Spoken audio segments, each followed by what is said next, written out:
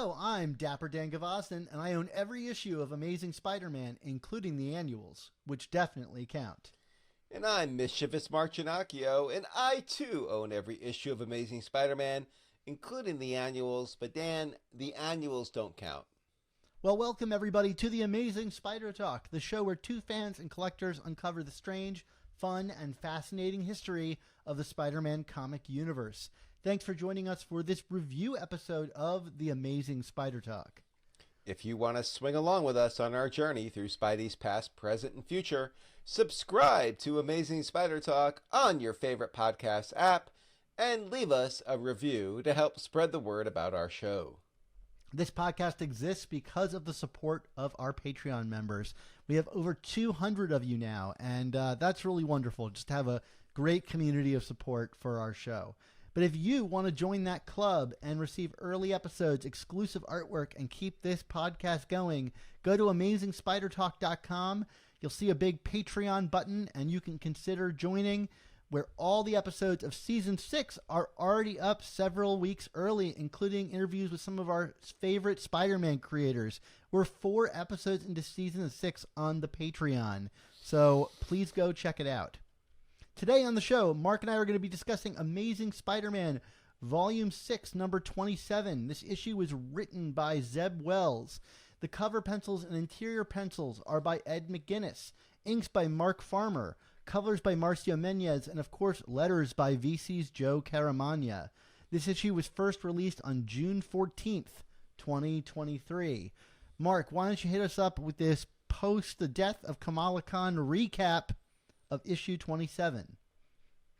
Absolutely, Dan. Well, Spider-Man and Black Cat are in pursuit of the Shocker, and Felicia doesn't like Spider-Man's tone. She says, have some fun, but Spider-Man is not playing around, so Shocker sets his gauntlet to Sirius, and somewhere Heath Ledger's Joker gets a royalty check.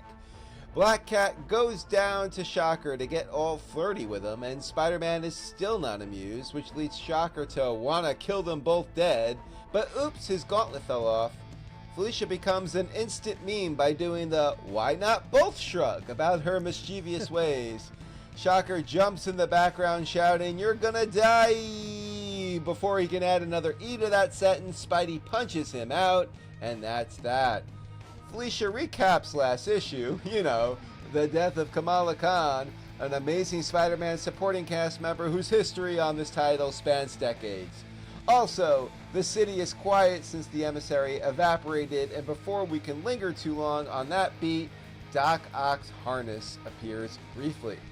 That brings us to Oscorp, with Norman Osborn looking forlornly at an image of Peter holding Kamala, only for one of his assistants to remind him, nay, remind everyone who doesn't read a B-Book miniseries, that Norman is cleared of any wrongdoing in the murder of Ashley Kafka, aka the Queen Goblin, not the Goblin Queen as I always like to call her. Norman keeps reliving that trauma, though, like he's Robin Williams telling Matt Damon, it's not your fault, it's not your fault, before we flash back to a sleepy Peter, who is promising to avow the death of his long-tenured confidant and buddy pal amigo Miss Marvel. Doc Ock's tentacle appears in Peter's bedroom, which is totally normal, before being summoned by Otto Octavius himself, and man oh man, if you thought the character looked cartoony before, you need to see Ed McGuinness' artwork here.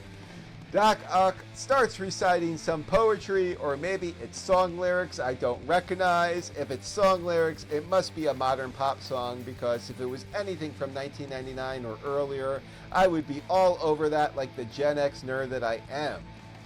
Otto is updating his octo arms with some nanofluid to create a blockchain of consciousness, and I think that's something that Andrew Yang used to talk about when he was running for New York City mayor. I can't be too sure.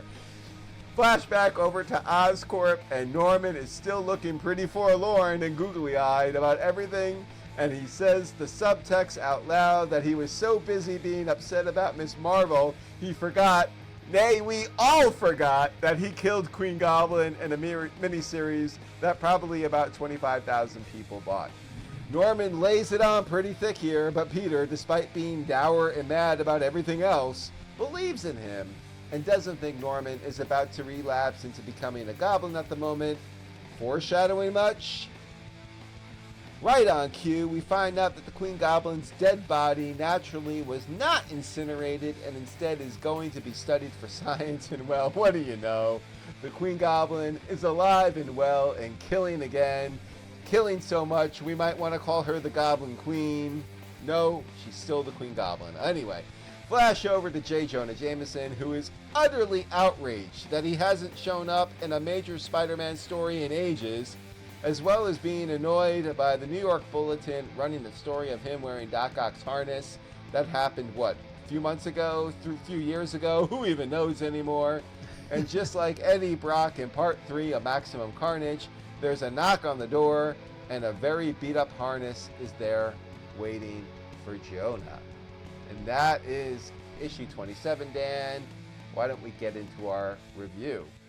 Well, even before we get into the review, I did want to acknowledge, this review is happening the week of the death of John Romita Sr., and I thought it was, weird, almost cosmically timed that we've got this cover to this issue that is an homage to Amazing Spider-Man 55, and the same week they also released a facsimile edition of The Death of Gwen with his cover on it, and so I found myself both sad by the loss of John Romita Sr., but also walking into a comic shop and seeing two very, John Romita Sr. covers of Amazing Spider-Man, which if you want to talk poetry in some way, his legacy still, finds its way into weekly comics of Spider-Man.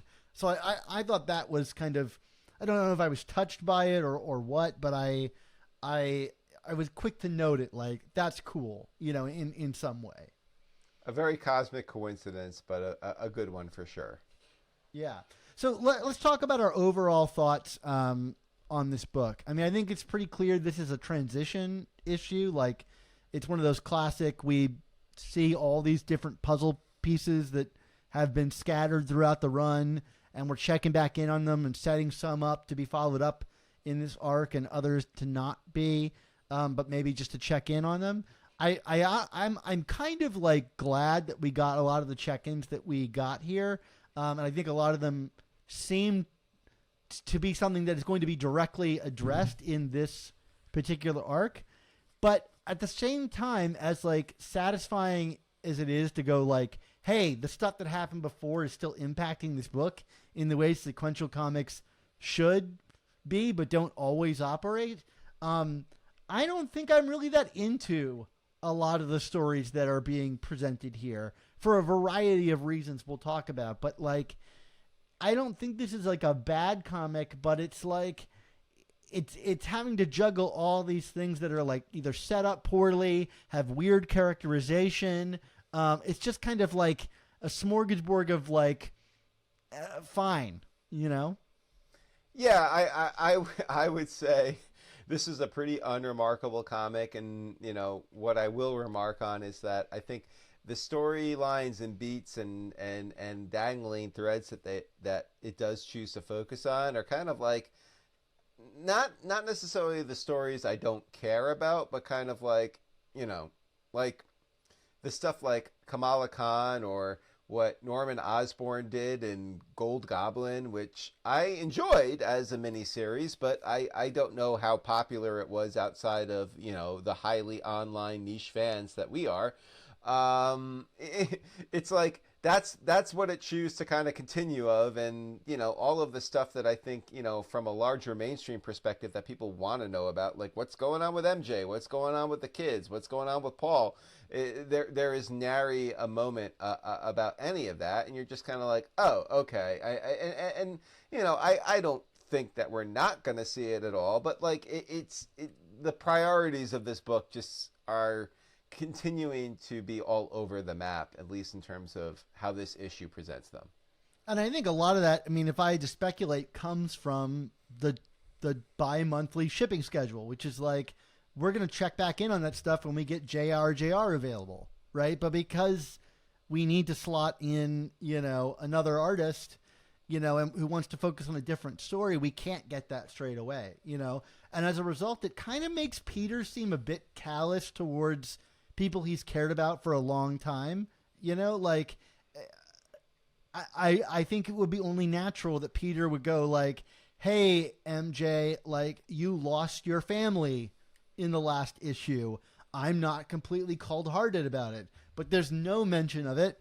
Instead, we're focusing on longtime Spider-Man cast member Kamala Khan and how that all fits in. And I think that beat continues to undermine the things I like in this book. I'm very interested in the Norman Osborn of it all. Okay, yes, the Queen Goblin stuff happened in a B title in a way that they seem to already kind of be like walking back by the end of this issue, or giving a redux, or that problem's not solved, we're going to solve it here. It's not super satisfying. I think the events of Gold Goblin could very well have happened in the pages of Amazing Spider-Man.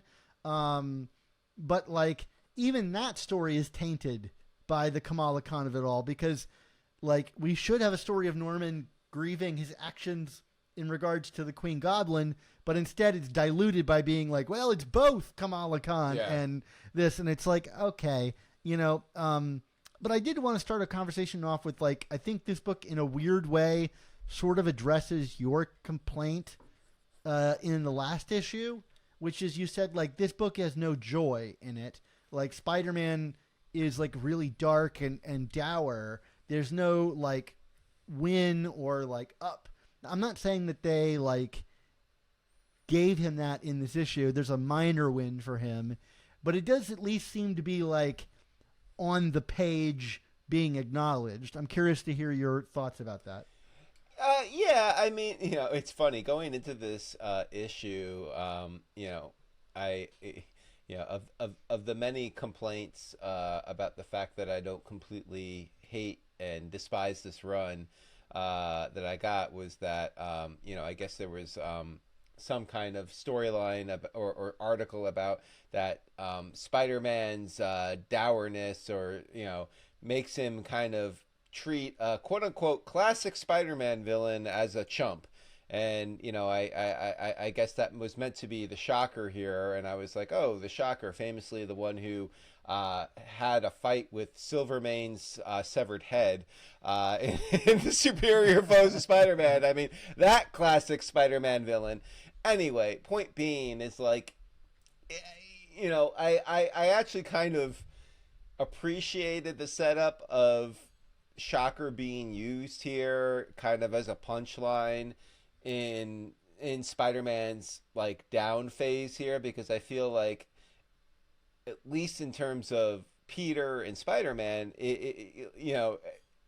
they were kind of wallowing in his feelings, but also kind of being funny about it. And having Shocker in the background being like, you must die, like I laugh. It just kind of seemed absurd to me. And Felicia kind of being like, the what, me, what did I do? I mean, like it makes an effort to, I think, kind of pick the spirits of this book up. I think to expect Peter to be smiles and happy here is kind of silly, but like, again, the reasoning I question. Like, I would much rather him be, if he's going to be dour, kind of have him be dour about the MJ stuff and, like where they are there, instead of, like making this Kamala Khan thing be like this pivotal moment, despite the fact that it was inserted like a rivet gun, or attached like a rivet gun, if you will,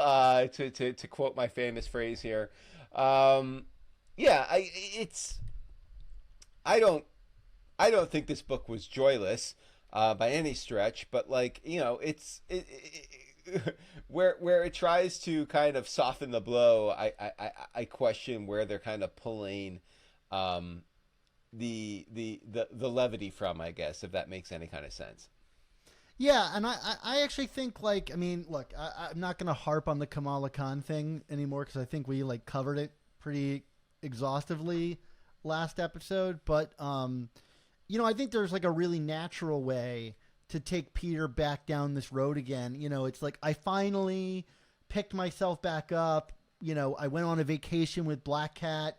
You know, like our relationship is finally getting off, and then MJ gets reinserted back in my life in a tragic way, and I'm having to rethink about those feelings again, you know? And that would be actually really interesting to then have, like, Felicia trying to pick a Spider-Man up, you know, and, like, get him back into the relationship with her, you know, not feeling about the MJ stuff. But instead, it's all complicated by the Kamala Khan of it all, and I just don't believe for a second that in Peter's reaction to Kamala's death. I do think if a kid superhero died on his watch, he would be empathetic about it, and it might shut him down for a little bit. But, like, having him go to sleep with her mask is really bizarre, and I wouldn't even say borderline creepy. It's just flat out weird and creepy. Yeah. Like, I understand the sentiment there, and, like, maybe a bunch of the stuff I'm asking for will happen in Fallen Friend, but, like, I could see I don't know why this book needs to speed on, because I could see a really touching, like, no one dies type of issue of Spider-Man going to New Jersey and encountering Kamala's family and being, you know, a figure for them to rely on in their grief. You know, like he could, I was once that superhero. Like, here's what Kamala's death means to me. Like, I will, you know, establish a fund for her and make sure that no kid has to die on, you know, in this, or I will stand up against New York's anti-vigilante laws, you know, in Kamala's name. There's so many ways you could have taken this. But just to be like, it's like both nice that it's acknowledged that he would be sad about it, but in the wrong way. It's like, it moved into like that we've always been at war with Eurasia, or whatever you said last week, you know. She's not a cast member, so, like, do something with that. I don't believe this. Like, or have him reflect on, like, hey, Miles is doing the same thing as Kamala. Am I, you know, watching over this person responsibly? Right. Like, what if Miles were to die? How would I feel? Like, there's so many opportunities for reflection, and this is just it just goes to further show, like, how attached with the rivet gun, you know, the Kamala stuff was, you know, or Zeb's disinterest in actually getting into the Kamala stuff. And so therefore I have no interest in reading this on the page or Spider-Man's reaction to it. Yeah, I mean, look, I'm not in the interest of, like, trying to rewrite what comic creators have done. I don't fancy myself as a comic creator. That's why I like to be in the position that I am on, you know, this end of the microphone.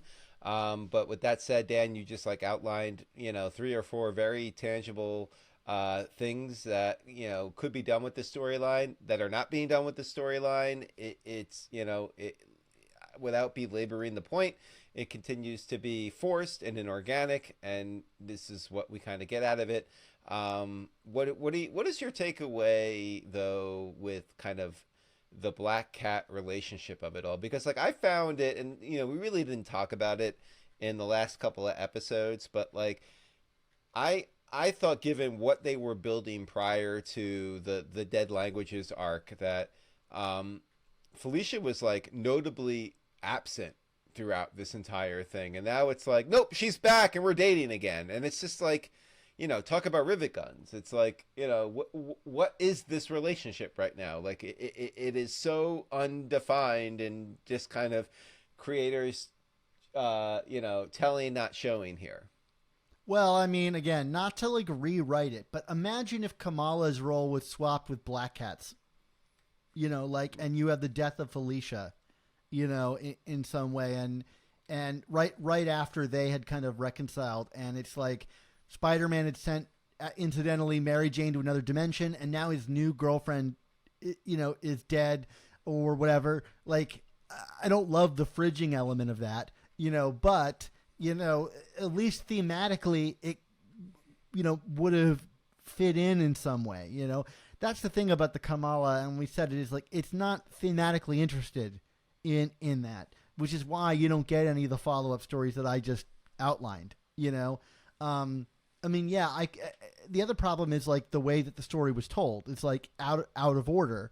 If it was told in order, the events of Dead Language is really just like a day, not even. Yeah. You know, like it's really following up on him just coming back and then pretty resoundingly defeating him straight away, you know. And so like Black Cat's absence, if that's the road you went, you know, or way you want to observe it, wouldn't feel like a big absence. It only does because we spent 6 issues away from that. But I also think it's because I don't really think Wells seems all that interested in the Black Cat relationship, you know, beyond the surface level. Like, she's there to pick Peter up out of his depression. But that's not really a particularly deep connection between two characters.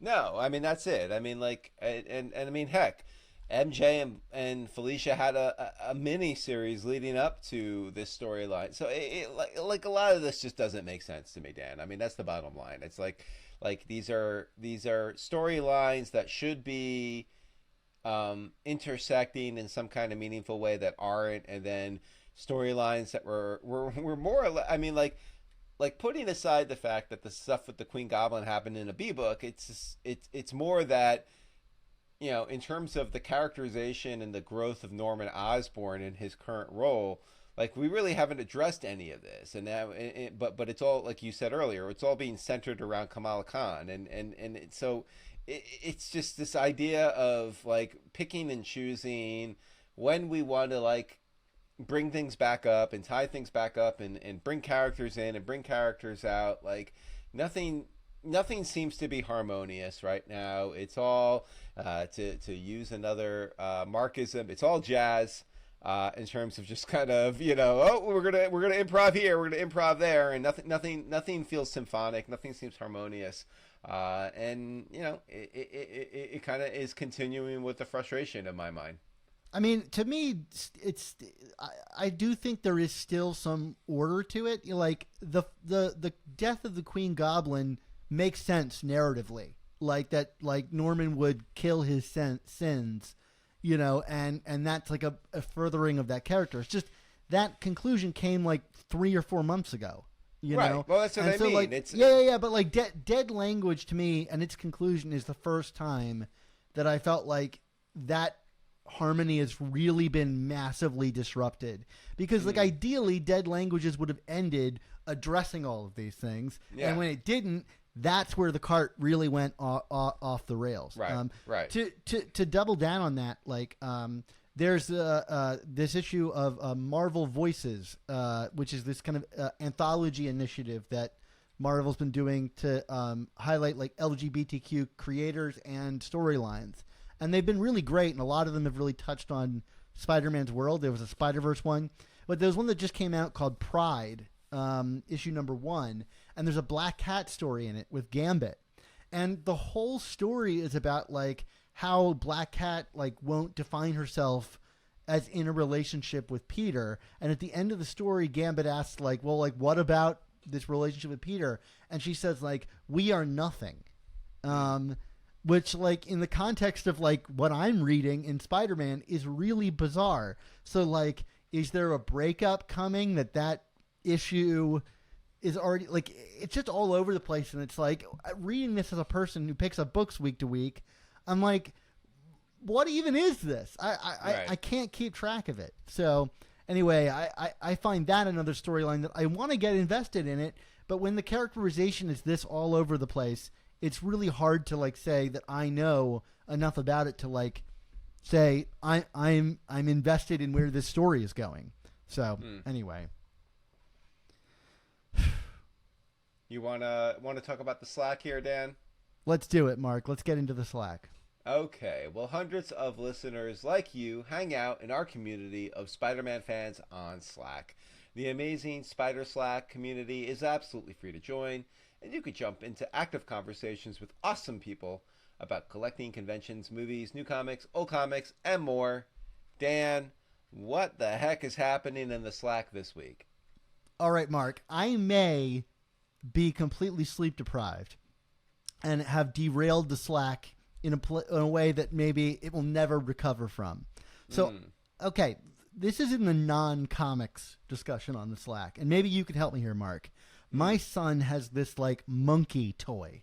Okay, that's like this like mechanical monkey toy that sings and makes noises, and it has this song it sings about bananas, and this is like a very jokey monkey. Okay, and at one point in the song, the monkey says, he's talking about bananas, and he's inviting you to play with him, and he says, grab a bunch, yum, yum, yum, and then laughs. Okay? And I've had this ongoing argument with my wife. Is that a pun? Because he's clearly saying it like in a way that's like wordplay. You know? Like, grab a bunch, yum, yum, yum. Okay? Like, you might say to someone, go grab a bunch. But bunch doesn't mean bunch in the sense of we typically say bunch. It means bunch of bananas.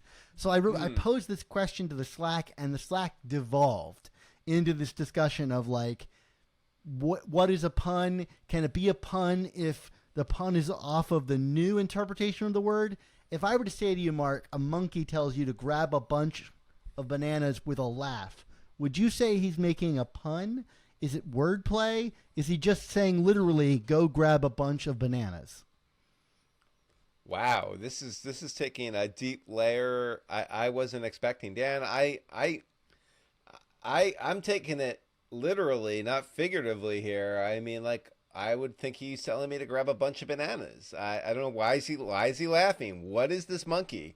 I don't understand any of this. I'd never had this toy. I'm thankful I never had this toy because I might throw this toy out a window. What else you got? I mean, it's an existential question for me. You know, like at what point is language so broken that like I can't tell whether someone's making a pun or not? And that might be me and my sleep deprivation from my son turning 1 and starting to crawl. But that is what took over the Slack for a brief period of time.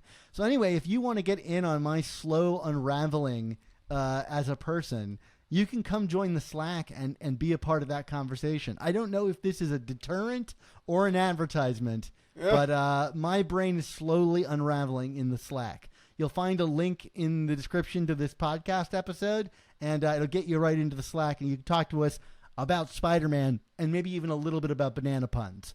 But that's a whole other thing. Mark, let's get back to talking about Amazing Spider-Man Volume 6, number 27, and you're probably grateful to be back to talking about this and not banana puns. Absolutely. If there's one thing I prefer over banana puns, it's talking about Norman Osborn and his ever-evolving characterization here. We talked about that in the first half of the show, Dan, but we got a lot of Gold Goblin here, even though Gold Goblin really hasn't been addressed at all since that first series or arc with the Hobgoblin. So what was your take on all this? I mean, I was glad to see that we're following up on the events of that miniseries, which I thought was really good, and a really nice kind of companion book to Amazing Spider-Man. In that book, the Queen Goblin was killed, and my thought was like, how does that work? I mean, there's the Sin Eater of it all, which is like to say, like, how does the magic shotgun work? But if Norman kills his sins, we had seen them as like these spectral ghost-like apparitions. Do they just go to someone new? Are they officially dead and never to return? These are the kind of things that keep me up at night, Mark. But seriously, like when this is such a big element of the character, and the change for him, did this lock it in as permanent? I felt like that book didn't address. It addressed that he did it. It just didn't address what that meant. That book kind of just ended. And I don't know if you felt similarly. Like I felt like I got to the end of that miniseries and was like, okay, where's the next issue? This is that, and it seems like I don't love that it's just like a redo. It's like she's back, but it's like at least we're gonna get into it, I think. Sure, absolutely, but I mean, I'm with you. I read that series and was kind of like, okay, there was a part of me that was like, wait, it's only a miniseries, even though I figured it was a miniseries, because really, how much story can you get out of it? But like, everything about it was just kind of bizarre. As much as I generally enjoyed it, it was just like, wait, this is where we're gonna end it. But even beyond that, I mean, like, my bigger issue is this is the first we're hearing about it in the main book.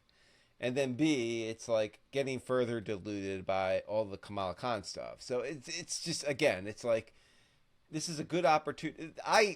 I'm going to go out of my way, and I kind of said this even in one of our ASM reviews a few months ago. I feel like the Peter Norman dynamic and that change of status quo is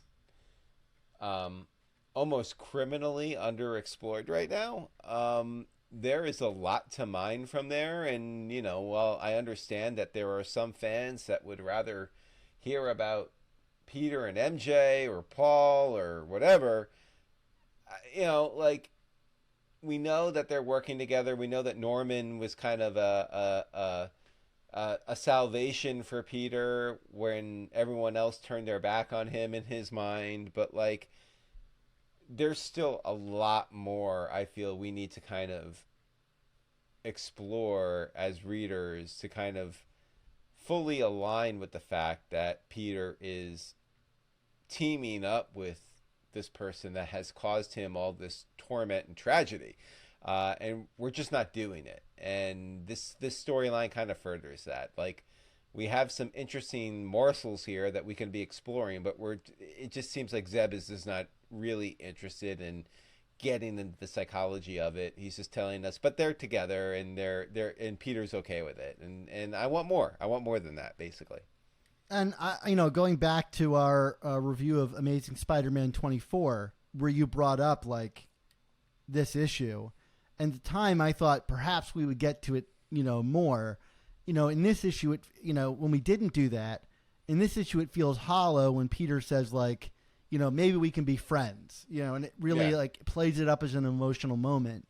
And like, I get it. Like, it logically works on the page, but like emotionally, I'm not really there yet. Like, I'm there when Peter shows up and Norman's like, oh, you were here to tell me that I'm not responsible. And Peter's like, no, I'm just here to make sure that you're not the Green Goblin, like that. I still buy the, like, I am totally trusting you.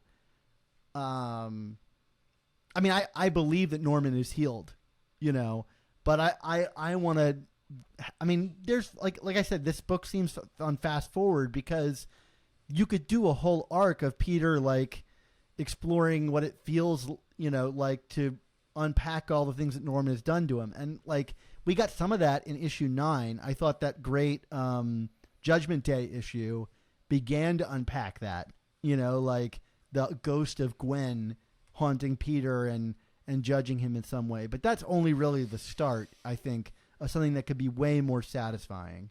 And that's not to say there aren't interesting things in here. Like, I liked the bit where one of Norman's staff members comes and it's like, hey, like, that's what our company is here for. Like, it's here to clean up after you.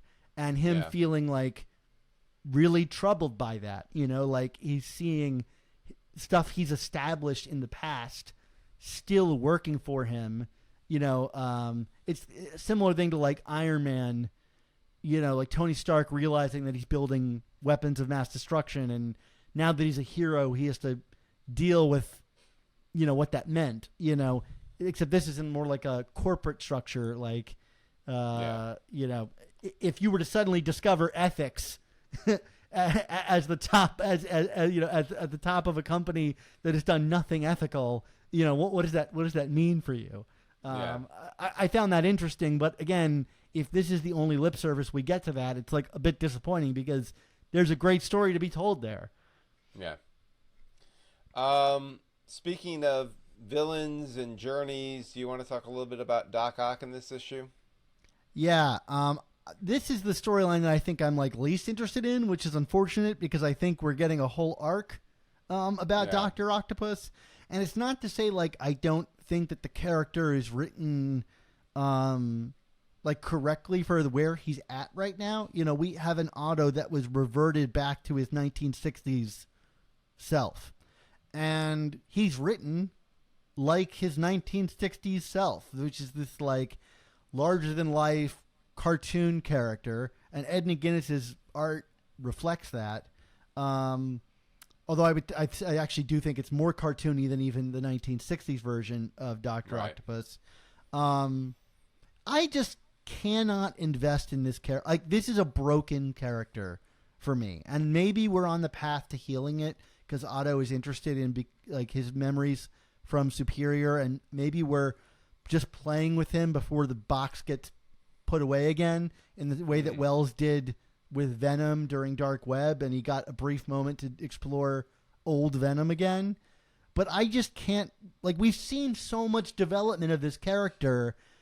It feels like such a regression to read this guy, you know, maniacally twiddling his thumbs on the back of two really excellent series delving into a more complicated Dr. Octopus.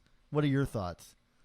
Well, yeah, I mean, look, not to make us old, but, you know, Superior at this point is 10 years old, which is, you know, really a lifetime ago, even if it's not a lifetime ago for us, Dan.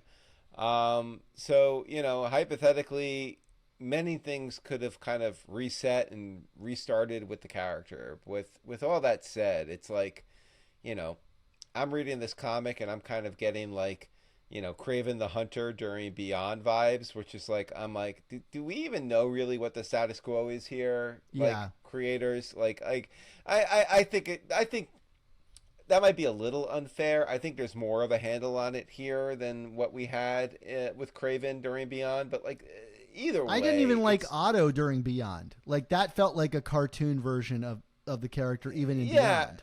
Well, that's the thing. I mean, and I think the fact that you referring to him as broken, I think, is kind of it in a nutshell. I mean, it's like, okay, I really quite enjoyed the second volume of Superior with Christos Gage. But yeah, it was good. But where it ends, the character, in terms of future growth and stories, is quite problematic. And probably the best course of action for Marvel at the end of that series was to just kind of pack Otto away and not use him for several years. And maybe they kind of did because, you know, COVID kind of makes time a flat circle right now. But all the same, it still feels too soon to me to be like talking about this character again. Like in treating him as kind of this traditional villain where he's, you know, talking about the blockchain of consciousness. I mean, like, everything is, it checks all the boxes, you know? It's not like you're like, who is this guy? Like, it makes sense, but like, yeah, I just don't, I don't know if it's that I don't care or I'm just not ready to care. You know, I think it might be more that I'm not ready to care about this character again. And this storyline is not making me ready to care again. I just don't recognize him. You know, like I've gone on such a journey with this guy to just go back to, you know, like, I don't want to compare it to like One More Day, but like there is a comparison there. Like, it was a switch was flipped, and now we're back to square one with this character. And like, I like how Wells writes that Otto. Like, I don't know if you've read his Spider-Man Dr. Octopus Year One comic, but that's a really good take on Otto Octavius. You know, like, I think that's a cool comic series that if you haven't read, you should go dig up. It's, you know, Carr Andrews at the peak of his powers too. And anyway, like, I recognize that Wells has a handle on this guy. I think maybe you're right. It's just too soon, you know? But I also I deeply reject the whole like living tentacles thing. It's too cute by half to me. Like, it feels like something out of a Marvel Adventures Spider-Man comic, which I say that because it did happen in a Marvel Adventures Spider-Man comic, which is like a kid's comic. Right. And like, again, Spider-Man is for kids too, but like, I think canonically even it doesn't make a lot of sense. Like that's a movie invention, not a Spider-Man comics invention. Like it was that Otto controlled them with his mind, not that they were like anthropomorphic tentacles. Add on to that the little cutesy Octobot things. I don't know. It's all super cute. I like Ed McGuinness, great artist, dude, but like I don't know that he is the right fit for Spider-Man. I still think that his designs are not. It's not that they're not weird. They're just the edges are all sanded off, and I can't. I just don't accept a lot of this stuff in the pages of this comic. Yeah, I don't know what else to add about McGuinness there. I think that's the perfect summation here. It's just that it's too attractive. Yeah, I mean, everything technically works, but I don't enjoy any of it in the context of a Spider-Man comic, if that makes sense. I mean, like, his Otto is just ridiculous to me. I mean, like there is nothing, to use your own verbiage a few minutes ago, there's nothing recognizable about this character, both as a character but also physically, visually. It's like it's just so, everything is just so absurd and dialed up. And there's no intellectualism to this Otto. No. Right? Like I look at him and I'm like, cartoon character, you know? Yeah. Like, whereas I should be afraid of Otto because he is an intellectual giant, you know, and like he's scary. I mean, I was to say what you will about the Beyond version of Otto, but at least you kind of had like Bagley, going back to like, you know, mid '90s, you know, Otto in a white suit, kind of, you know, what's his name from CSI Miami? You know, I just want to like drop the shade to be like, yeah, and like the Who comes into the background. David Caruso. Thank you, David Caruso, who wished me a happy Father's Day today, but that's a whole other thing. Wow, you'll have to tell me offline about that. Anyway, the bottom line is like, yeah, there's no like cerebral element to any of this. I mean, even the stuff. I mean, going with just talking about McGuinness here, like even the stuff with like Felicia. I mean, like, look, I don't need Felicia to be like cheesecaking every page that she's on, but like, you know, I don't know, like. Nothing here is it's all, there's no substance to anything here. Like it's just okay. Like we're having fun, I guess. Yeah, I don't know. Like it's just so unremarkable. It does have like kind of the lightness and romance of Ramita. Like there is definitely some Ramita here. But I have a hard time putting my finger on like maybe it's that the tone doesn't match, you know, like we're not getting Stan Lee-isms, you know, to match it here, you know, and like it's kind of why, like, I like Ramita's development over the years and even in the 90s, but like I don't think that he could, you know, do a contemporary Spider-Man book 100%. I mean, like, and he shows up in Happy Birthday in issue 500, brilliant, you know. But like I don't know, like there's something silly about Ed McGuinness' stuff that I loved in Web Warriors, you know, but like here I just reject, even though I know it's like really freaking attractive artwork. Like Mark Farmer's inks, like he's a great inker, and these are some of the smoothest inks I've ever seen, and yet like story, it just doesn't. I don't believe in this world. Yeah, I got nothing else to say. Do you want to grade it? Yeah, let's give it a grade. I'm gonna say C+. I'm gonna go a little lower than you. I'm gonna say C-. I mean, like, you know, nothing truly objectful about it, but you know, I don't know. This comic just kind of came and went for me. I want to get into some meatier stuff, and I don't know when that's going to come. Probably when JRJR comes back. Yeah, probably. Okay.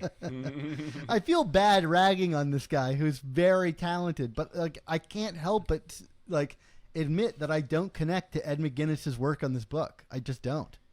It is what it is. I mean, I think we're being fair about it, but yeah, it's not working, or it doesn't work for us. That's all. I mean, sometimes sure you just feel it, even if you can't put the words together about it. Like there's something there that's not connecting. Someone somewhere out there loves this artwork, and more power to them. That's the bottom line. Yeah. But in the meantime, it is that time for all good things to come to an end. So we want to say thank you to you, the listeners and viewers, for tuning in to this episode of The Amazing Spider Talk. Yeah, this podcast exists because of listener support on Patreon. For only $3.99 a month, you can help support our show's existence while getting early episodes, including these reviews the same week the comics release, exclusive artwork, and a ton of other bonuses. Thank you to everyone who already supports us and the work that we do. Plus, we wanted to issue a special thank you and welcome our newest patrons, Jay Davies, David Nunez, Sean Carrage, Abraham, Tom Trainer, Thaddeus Smith, Gabriel Pankhurst, Douglas LaRose, Alejandro Esparza, and Amit Sivan. Plus, we wanted to extend a special thanks to Michelle Potter, Jonathan Kreisman, and Warren Alexander for upgrading their membership tiers. We are really suffering now, Dan, but thank you to all the people who joined us. Also, to download our earliest episodes, including interviews with legendary creators like J.M. DeMatteis, Tom DeFalco, Ron Friends, Mark Bagley, and many, many more, subscribe to our Amazing Spider Talk Back Issues podcast on Apple Podcasts. So, Mark, until our old rejected sentient podcasting microphones team up with our biggest trolls on Twitter to defeat us, what's our motto? With great podcasts, there must also come the Amazing Spider Talk.